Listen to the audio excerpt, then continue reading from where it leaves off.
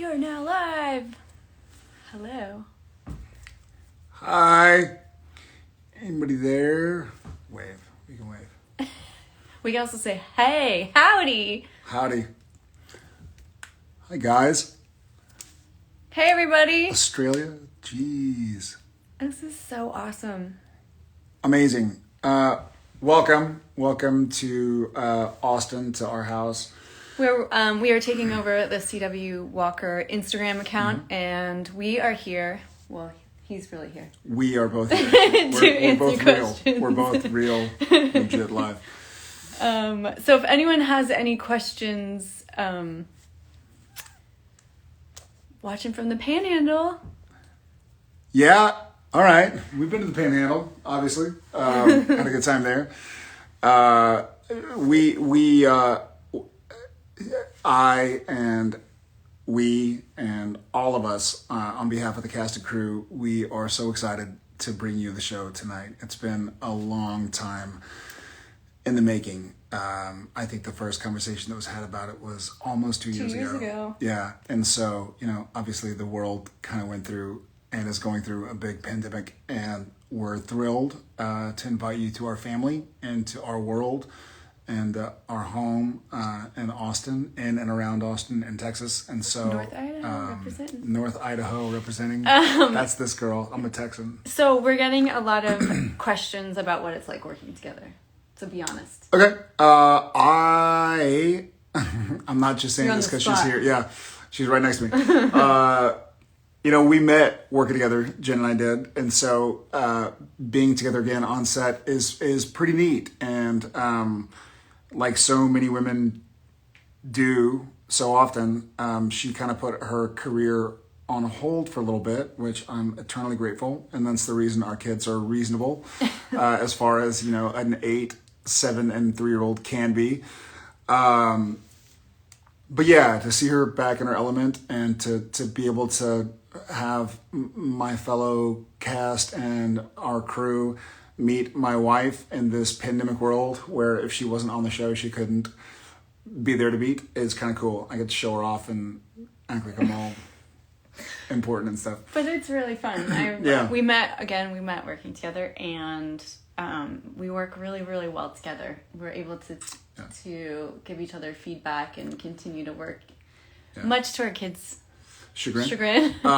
She works. She works really well. I play. So I'm the one sitting there making like fart jokes, and she's like, Jared. So the crew is very excited when she's on the set because I think I behave a little bit better. That's been a little trying to have my boss there, but other than that, it's been awesome. You're getting lots of feedback on your gorgeous hair. Lots of Sam fans. Yeah, the hair is new. I saw the pilot, and I cannot wait for y'all to see it as well. And I think my first thought was like, where did all of my hair go? But it's been fun. It's much breezier than it was on Supernatural. So and I got to learn how to do it. I love it. But I'm new to it. I think it's very handsome. So someone just asked, what's it like coming back to Austin to work?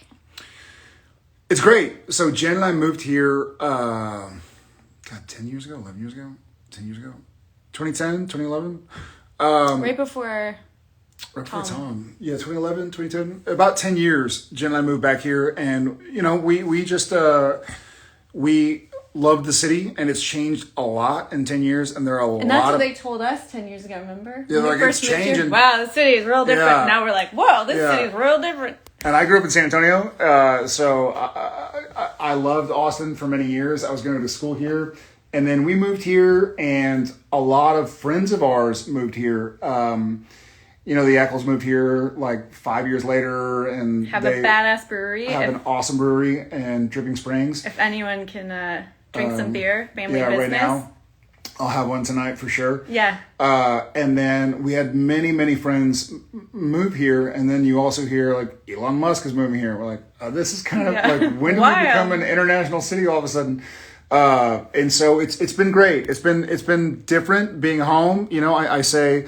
On Supernatural for 15 and a half years when I'd have a hard day at work and I'd work from maybe like 3 a.m. to 8 p.m. I'd get home and I'd go to sleep.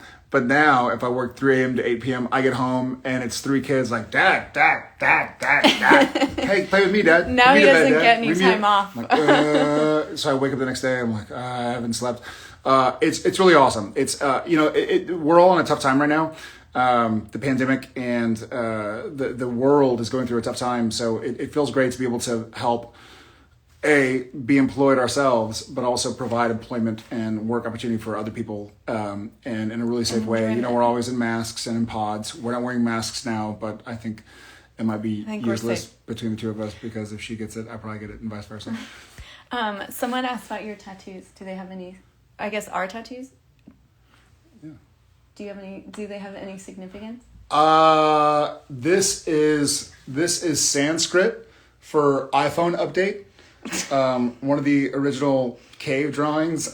This I got. So my dear friend Bruce, who I love and miss, he for my birthday like 3 or 4 years ago was like, "Hey, I got you a tattoo." I was like, "All right, like well, I'm in Texas. Like, what are we gonna do?" He's like, "We'll do it sometime." And so the day after we wrapped Supernatural, which was we wrapped on September 10th, and so this was September 11th. He and I went and got tattoos together.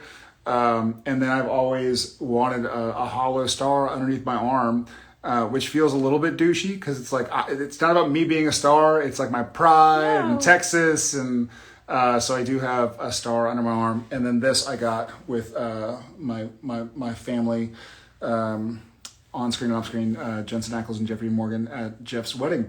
It's a Basquiat crown, and I like to quote the bard, uneasy lies the head that wears the crown. So we all got the same thing, but so those are mine. I can't show you my other ones. I'd like to. Maybe in a week or two. Scandalous. Yeah, and I recently got a bear, which if my mom's watching, sorry, not sorry, Mom. And it stands for, it's a California grizzly where I was born. The waters of Whitefish, Montana, where I moved, and then the mountain in the middle is Bald Mountain from Sun Valley, Idaho, which is my hometown. I consider my hometown. So there you go. And then I have these stars on my wrist, which is a long story, but it was a drunken day. And it wasn't a drunken day. I'm kidding. You had them 20-something years ago. No, ago. I mean, yeah, that's what I mean. When I was like, I was a kid. I didn't know any better, and I put them back on because it felt like me. So there you go. Let's see, what else? Does Chuck Norris know about the reboot? He does. God, that'd be weird if he didn't. That would be strange. He'd be like, what? Who's this guy? So he does know about the reboot. He's not on the show, but he is one of the owners of the original property. And so he had to give his blessing, which he did. And I hope he's tuning in and enjoying it. And one of these days. In your face? Yeah.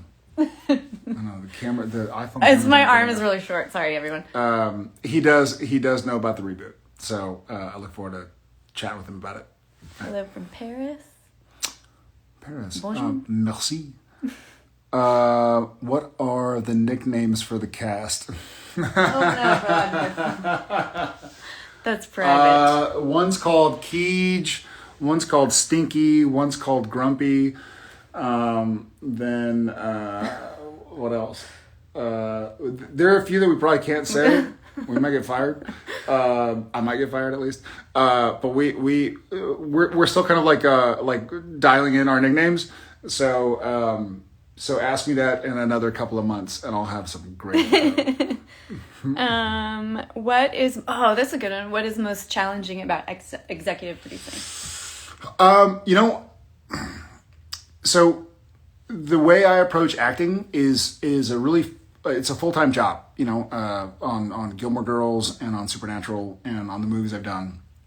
I really try and work as hard as I can on developing the character and making them real and different. And I hope that tonight y'all see a different person in Cordell Walker than you saw for many years as Sam Winchester and Dean Forster. I did a lot of hard work. And so executive producing is, it's been a trip. It's a lot of hard work, and it's another full-time job. And so, and also in these COVID days, it's kind of funny because back in the day, a year ago, even, if they need you to do a location scout and a casting session and and need you to watch an editing session and this and that, then they knew they couldn't really do it all at once because you'd have to be in 3 different places. But now that it's all just Zoom, it's like, oh, we'll just change the schedule and you can do everything. Like, what? Well, when do I get to memorize my lines?